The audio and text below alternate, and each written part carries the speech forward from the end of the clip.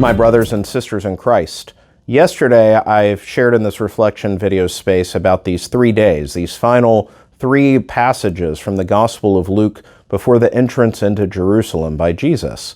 And these three encounters are very important. Yesterday we heard the story of the blind man begging. The Gospel of Luke doesn't name him Bartimaeus, but by the tradition in the other Gospels we know him as Bartimaeus. So the blind man is begging. Jesus reacts. Now we hear the story that we've heard recently in the Sunday lectionary, the story of Zacchaeus today. In the same way that people in the crowds and even the disciples were dismissive of the blind man, in the same way you can imagine the reaction to Jesus stopping and approaching Zacchaeus.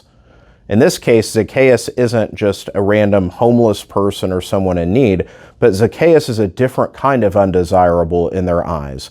Zacchaeus is a corrupt, the closest thing we could think of him is that he's a dirty politician. Zacchaeus is a tax collector, which means not only is he betraying his own people by working with the Romans, but he himself is cheating them and getting rich off of their back. This is why tax collectors were so despised by the Jews. The Romans didn't care as long as they got their share of the taxes. And so if the tax collectors extorted extra money for themselves, the Romans were happy to let that be as long as they got their revenue.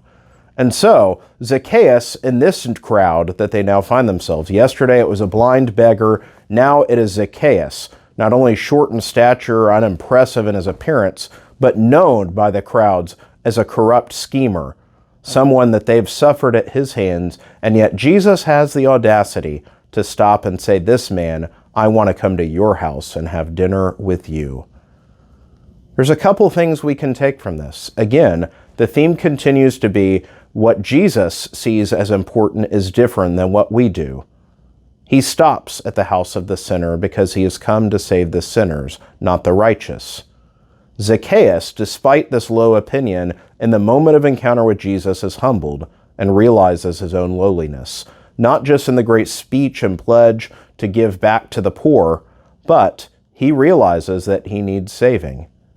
How many others in the crowd, not nearly as despised or held in high esteem by people, did not realize they were in such need of saving by Jesus? How often are we guilty of thinking highly of ourselves, of thinking ourselves righteous, and therefore actually cutting ourselves off from the very grace and mercy we need to have life?